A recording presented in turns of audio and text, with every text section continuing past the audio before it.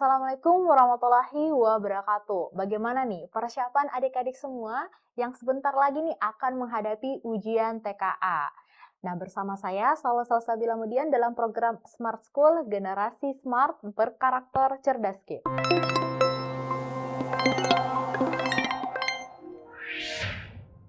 Tentunya untuk menghadapi ujian TKA, khususnya TKA Bahasa Inggris ya tidak hanya memerlukan kesiapan mental ya dan kesiapan fisik, tentu saja kalian harus mempersiapkannya dengan baik ya, belajar dengan sungguh-sungguh. Nah, tentu saja pada hari ini kita akan mempelajari terkait dengan materi yang berkaitan dengan TKA Bahasa Inggris lanjutan. Jadi di dalam ujian nanti ya TKA Bahasa Inggris ada dua, ada TKA Bahasa Inggris wajib dan TKA Bahasa Inggris lanjutan. Nah, untuk itu ada video sebelum ini ya kalian bisa lihat ya video sebelumnya terkait dengan materi yang akan kita bahas ya, materi sebelumnya yang sudah dibahas. Kemudian pada hari ini kita akan memberikan contoh soal ya, kita akan mengupas soal atau pertanyaan yang berkaitan dengan materi tersebut. Oke, kita bisa lihat ya dulu ya TKA Bahasa Inggris lanjutan.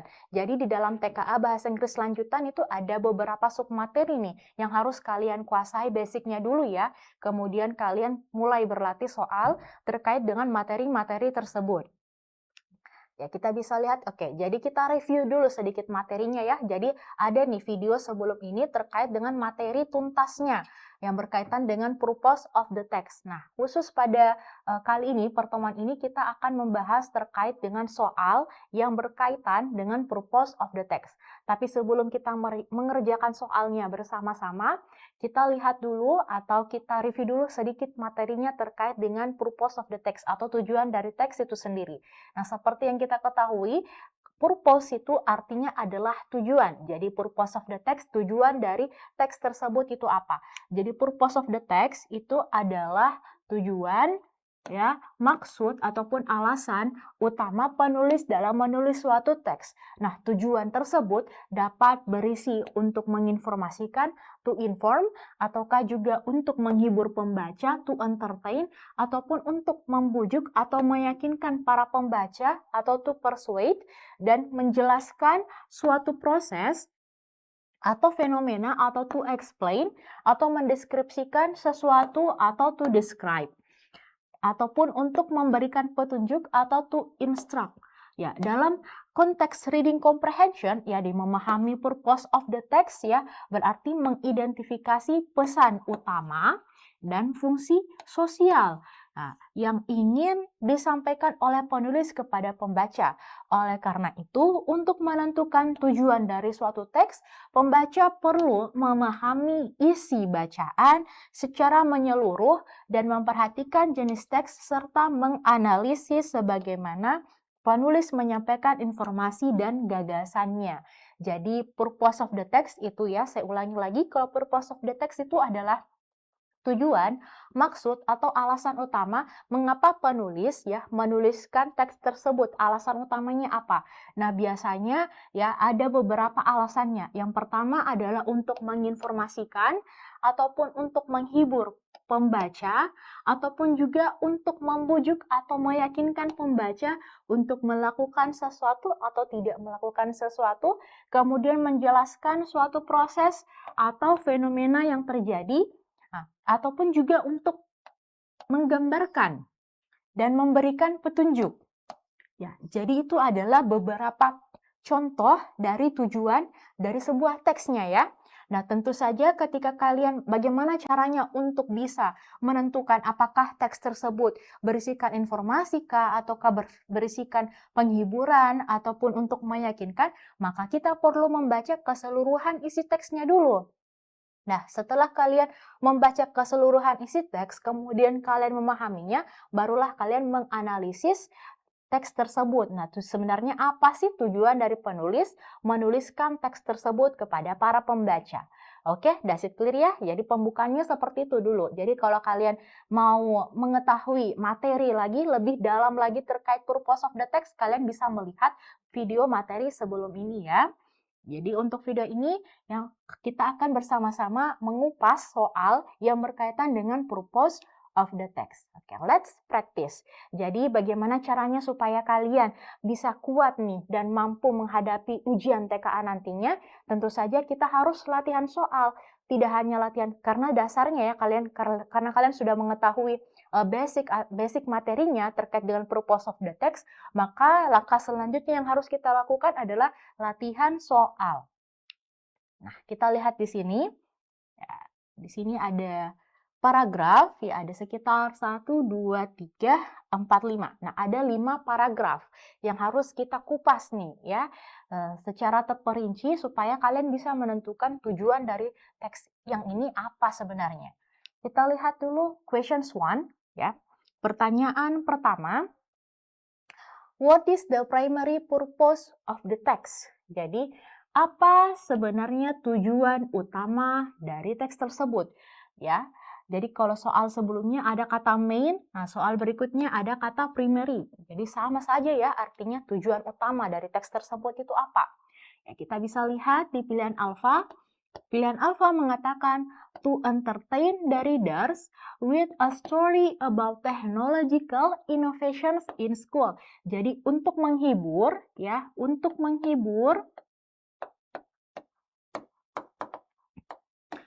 menghibur pembaca dengan story, dengan cerita tentang inovasi teknologi di sekolah.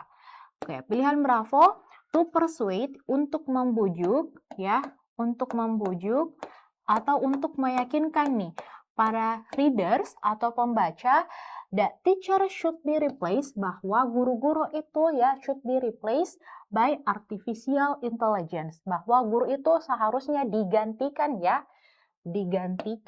seharusnya digantikan dengan AI atau artificial intelligence. Kemudian pilihan Charlie, to inform, untuk menginformasikan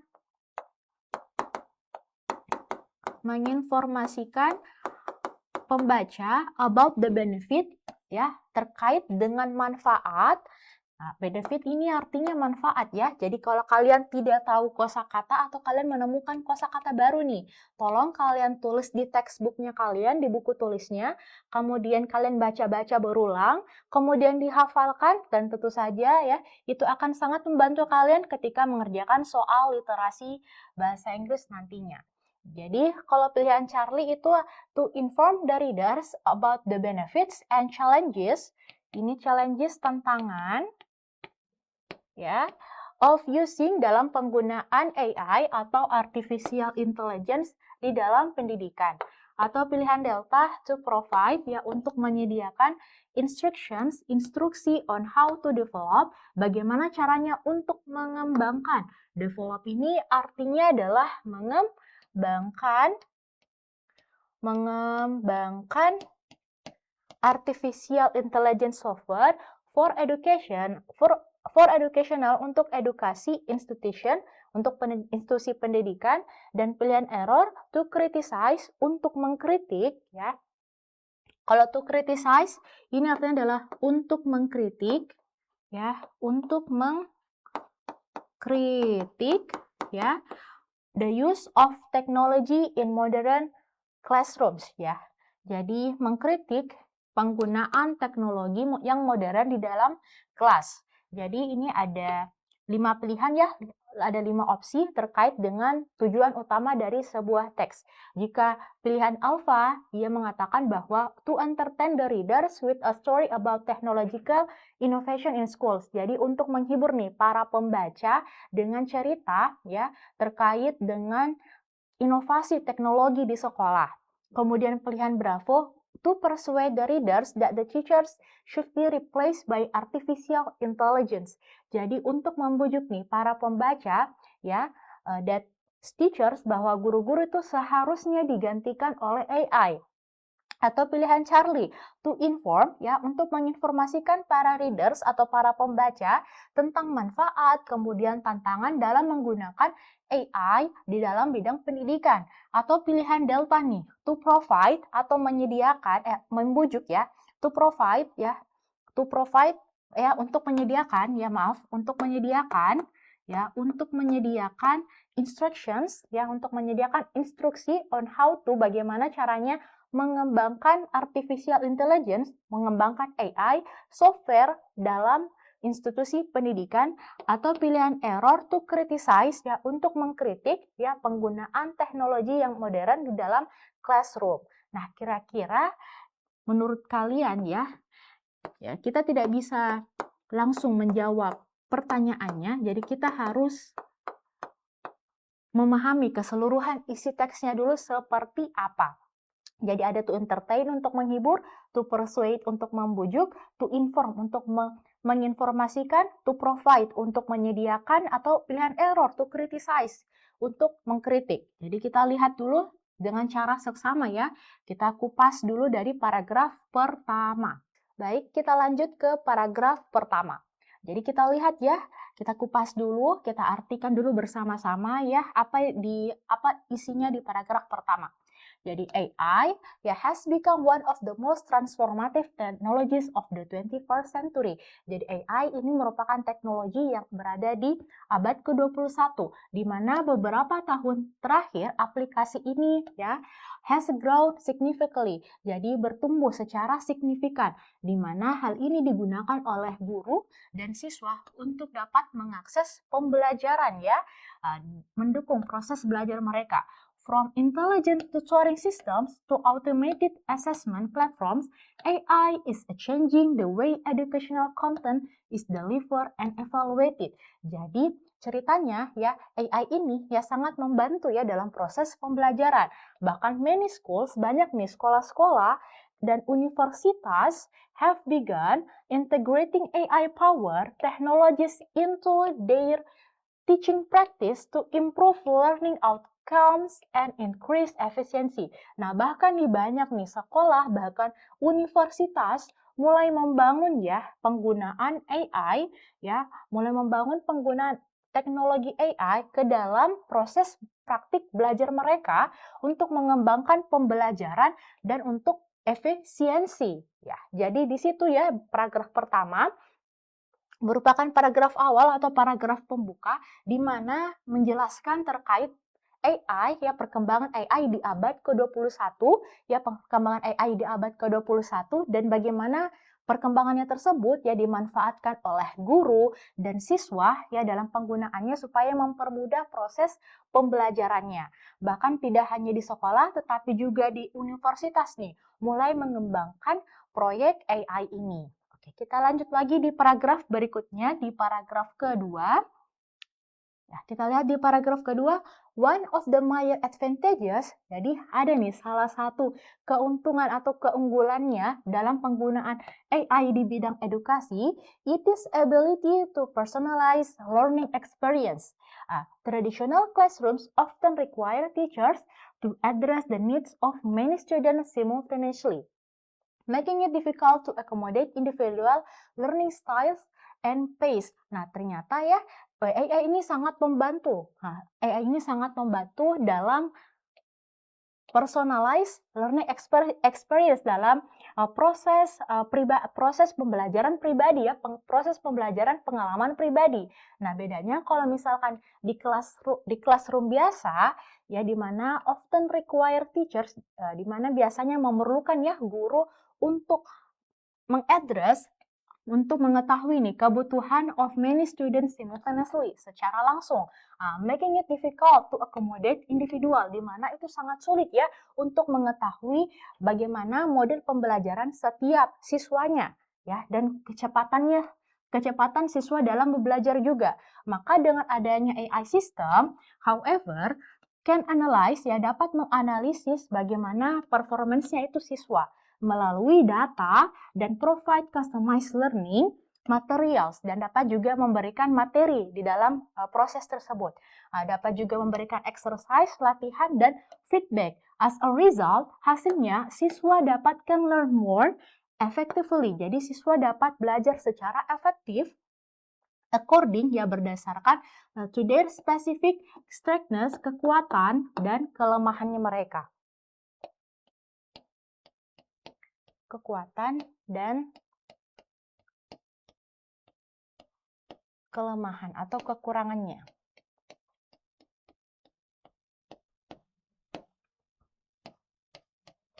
Jadi dengan adanya penggunaan AI itu sangat membantu ya guru untuk mengetahui bagaimana proses pembelajarannya siswa dengan mengetahui learning styles-nya dan kemudian kecepatannya dalam belajar dan AI juga ya dapat membantu siswa dengan menganalisis bagaimana performance datanya dan menyediakan customized learning materials dengan menyediakan materi tersendiri dalam proses itu, kemudian exercise, latihan, kemudian juga diberikan feedback. Dengan adanya ini, tentu saja ya sangat membantu siswa dengan lebih efektif lagi. Berdasarkan dapat dilihat dari AI tersebut, dapat kita lihat kekuatan ataupun kelebihannya dan kelemahan dari performance siswa tersebut. Jadi kalau di paragraf kedua menjelaskannya bagaimana keuntungan atau kelebihan AI dalam bidang edukasi atau dalam bidang pendidikan. Dan itu sangat membantu guru dalam prosesnya. Oke, kita lihat lagi di paragraf ketiga. Di paragraf ketiga mengatakan seperti ini. In addition to supporting personalized learning, AI can also reduce teachers' administrative workload. Jadi, selain itu ya, dengan adanya AI juga ini dapat membantu administrasi yang dilakukan oleh guru ya atau beban kerja yang dilakukan oleh guru. Workload itu adalah beban kerja. Oke. Tasks such as a grading assignment, jadi tugas-tugas seperti penilaian ya, seperti penilaian tugas, penilaian tugas, kemudian monitoring terhadap kehadiran, dan organizing learning research ya can be automated through AI-based application. Nah, tentu saja dengan adanya tugas-tugas yang workload atau beban kerja ya bisa dibantu dengan AI ini seperti halnya penilaian tugas atau grading assignment, monitoring attendance atau monitoring terhadap kehadiran, bahkan organizing learning research can be automated through AI-based application. This allows educators to devote more time to instructional activities, classroom interaction, and students mentoring. Consequently, the overall quality of teaching might improve as teachers can focus on aspects of education that require human judgment and creativity. Jadi ini adalah salah satu ya manfaat dari penggunaan AI. Jadi dapat membantu dalam segala hal, dapat membantu guru dalam beban kerjanya ya seperti penilaian tugas, kemudian dapat memonitoring kehadiran, bahkan juga dapat mengorganize learning research-nya. Nah, jadi itu di paragraf ketiga seperti itu. Kemudian kita lanjut lagi di paragraf berikutnya, di paragraf keempat. Nah, despite this benefit, jadi meskipun nih ada beberapa manfaat tadi yang dikemukakan di paragraf-paragraf sebelumnya, ada juga nih para ahli, ya some expert, ya beberapa ahli mengatakan bahwa concern about the increasing reliance, ya ketidakpercayaan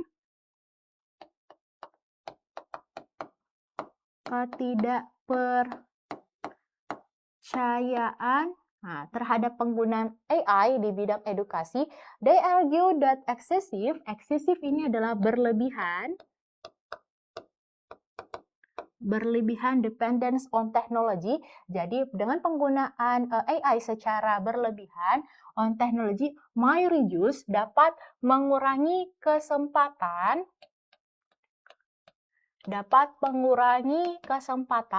for direct human interaction, dalam interaksi manusia secara langsung ya, which plays yang dimana memainkan peran yang sangat penting di dalam kehidupan sosial siswa dan dalam perkembangan emosional. Furthermore, ya, issue related to data privacy, algorithm bias, and unequal access to technology researchers remain significant challenges that educational institutions must address before fully embracing AI-based learning systems. Nah, ternyata juga ya, selain daripada benefit atau manfaat atau keunggulan dari penggunaan AI, ada juga kekurangannya. Nah, kekurangannya itu di mana? Jadi Jadi di sini ada despite these benefits, jadi selain daripada manfaat tersebut, ya para ahli mengatakan bahwa dalam perkembangannya itu ada rasa ketidakpercayaan terhadap AI dalam bidang edukasi. Nah, mereka beranggapan ya dengan penggunaannya secara berlebihan dapat mengurangi kesempatan dalam human interaction atau interaksi antar manusia ya, di mana memainkan peran yang sangat penting dalam kehidupan siswa ataupun dalam perkembangan emosional. Berarti kalau di paragraf keempat ini menjelaskan terkait dengan kekurangan ya dalam penggunaan AI itu sendiri. Nah, kita lanjut lagi di paragraf berikutnya. Nah, kalau di paragraf berikutnya, paragraf kelima mengatakan seperti ini. Given both its advantages and challenges, nah meskipun keduanya itu ya, jadi AI itu memberikan keuntungan atau keunggulan dan tantangan.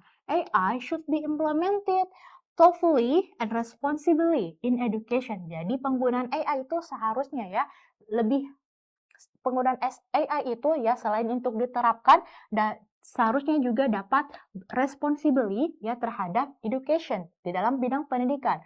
Rather than replacing teachers ya, daripada menggantikan guru ya, it should serve as a complementary tool that enhances teaching and learning process. Tapi sebaiknya dengan penggunaan AI itu dapat ya sebagai alat yang dapat digunakan untuk meningkatkan pembelajaran dan proses learning. Nah, jadi policymaker, educators, and technology developing needs to collaborate. Jadi kebijakan, kemudian pendidikan ya, para pendidik, kemudian teknologi ya, seharusnya mereka saling membutuhkan atau berkolaborasi untuk memastikan bahwa AI digunakan secara etis dan secara efektif. By doing so, dengan melakukan hal tersebut, ya educational institution, jadi institusi pendidikan can maximize, jadi dapat meminimalisasi the benefits, manfaat ya of AI while minimizing its potential risks. Jadi ya dengan hal tersebut ya dapat maximize ya memaksimalkan manfaatnya dan dapat mengurangi atau meminimalisasi ya potensi resikonya seperti apa. Jadi kalau di paragraf kelimanya ini mengatakan bahwa meskipun keduanya ya penggunaan AI itu dapat bermanfaat dan memberikan tantangan, tetapi AI ya should be implemented thoughtfully and responsibly in education. Jadi tidak seharusnya menggantikan guru, tetapi AI itu dapat digunakan sebagai alat untuk membantu proses atau meningkatkan sistem pembelajaran. Ya, jadi policymaker, jadi para pembuat kebijakan, kemudian para pendidik, dan kemudian teknologi itu seharusnya dikembangkan dan kemudian dikolaborate atau dikolaborasikan untuk memastikan bahwa penggunaan AI itu harus dilakukan secara etis nih dan efektif, dan dengan menggunakan by doing so, dengan penggunaannya tersebut, educational institution, jadi pendidikan institusi itu can maximize, dapat memaksimalkan ya manfaat dari AI dan mengurangi potensi atau meminimalisasikan potensi resikonya seperti apa.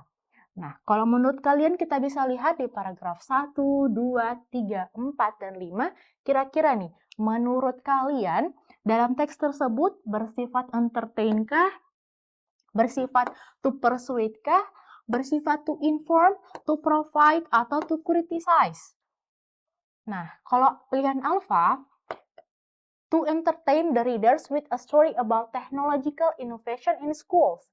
Jadi untuk menghibur nih para pembaca terkait dengan cerita yang berkaitan dengan teknologi inovasi teknologi di sekolah, atau pilihan Bravo untuk membujuk atau meyakinkan nih para pembaca bahwa guru-guru seharusnya digantikan dengan AI, atau pilihan Charlie to inform untuk menginformasikan nih para readers atau pembaca tentang manfaat dan tantangan ya dalam penggunaan AI dalam bidang pendidikan, atau pilihan Delta to provide ya untuk menyediakan instruksi ya dalam penggunaan perkembangan AI, atau pilihan error to criticize, mengkritik nih penggunaan AI ya atau teknologi di modern classrooms.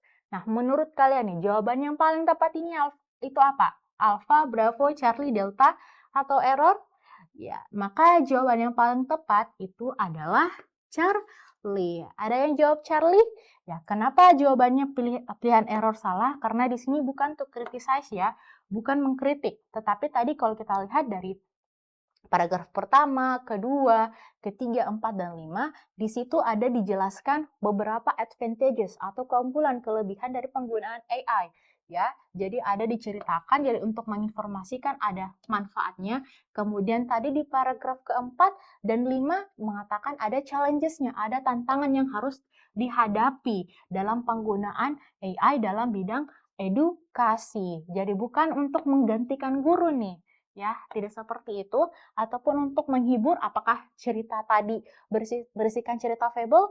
Tidak ya, tapi untuk menginformasikan. Maka jawaban yang paling tepat itu adalah Charlie. Oke, that's it clear ya. Jadi ya semoga dengan kita mengupas soal yang berkaitan dengan purpose of the text tadi dapat membantu nih teman-teman dalam mengerjakan soal literasi bahasa Inggris ya, khususnya TKA bahasa Inggris lanjutan. Jadi jika kalian belum memahami betul terkait dengan purpose of the text, kalian bisa melihat video materi sebelumnya terkait dengan purpose of the text tadi. Sekian dari saya, semoga dapat membantu kalian nih dalam menghadapi ujian nantinya ya. Wassalamualaikum warahmatullahi wabarakatuh.